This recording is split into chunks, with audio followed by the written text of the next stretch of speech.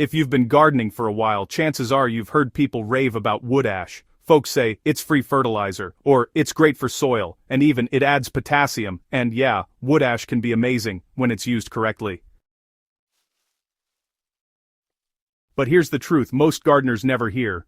Wood ash is one of the most overused, misunderstood, and, honestly, silently destructive soil amendments in backyard gardens today.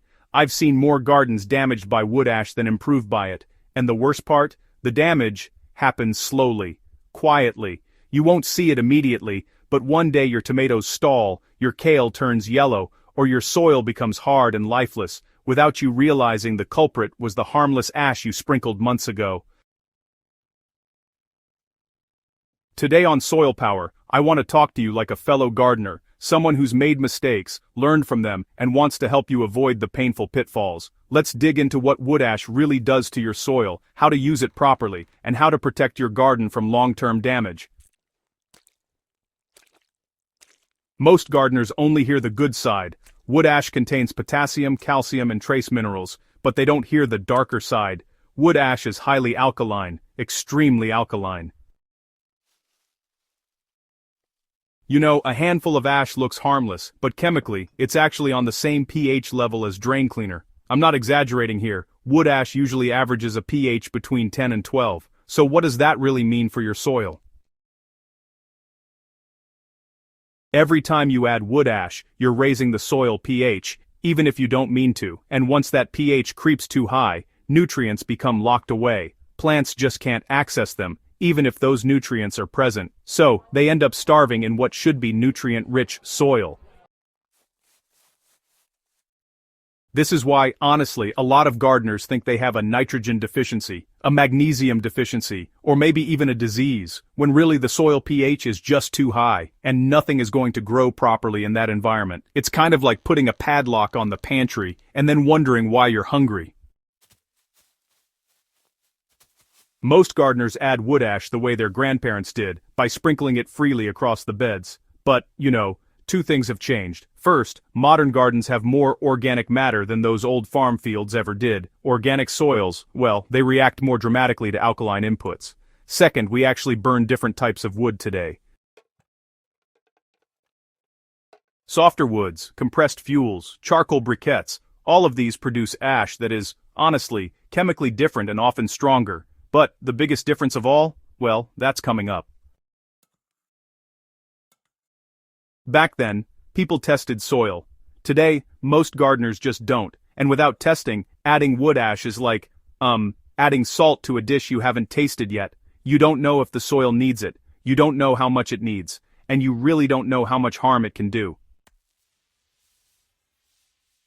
I learned this the hard way years ago when I burned through an entire raised bed of carrots and beets by sweetening the soil with ash. It took a full year of rebuilding to get that bed growing again. Now I want to keep your soil safe from that same mistake.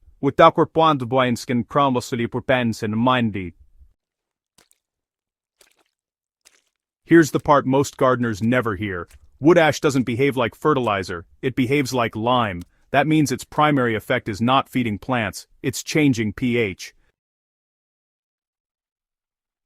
Even small amounts can shift soil dramatically. This can cause, first, nutrient lockout. Iron, manganese, phosphorus, boron, and zinc all become unavailable. Second, calcium overload. Wood ash is loaded with calcium, and too much calcium makes soil hard and crusty.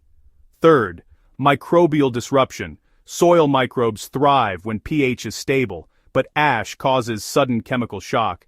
And finally, worm repulsion. Yes, earthworms move away from ash pockets. The worst part? The pH shock can last for months. This is why adding ash little by little every week or month is actually one of the biggest mistakes gardeners make. Those small doses really add up until, well, the soil becomes alkaline enough to hurt plant health. I know many SoilPower viewers grow in diverse conditions, so let me say this clearly. If your soil tends to be acidic naturally, be very careful. Many tropical and subtropical soils, including much of East Africa, run on the acidic side. Adding ash without testing can push the soil into the danger zone. Never add ash to potatoes. You're inviting scab disease, no kidding, And you should also avoid ash around blueberries, strawberries, and raspberries. They just hate high pH. Keep ash away from seedlings and young transplants. Their roots can burn easily. Don't mix ash into compost piles. It slows decomposition, kills beneficial fungi, and wrecks your microbial balance. And absolutely never spread ash on dry or windy days. Ash particles can blow into leaves and burn them. This is where wood ash can shine, when used intentionally, in small doses, and only when soil actually needs the minerals. First, test your soil pH. I can't emphasize this enough. If your soil pH is 6.5 or higher, don't use ash at all. If your soil is below 6, then ash can help, but still in moderation. Apply only once per season, not weekly, not monthly, just once.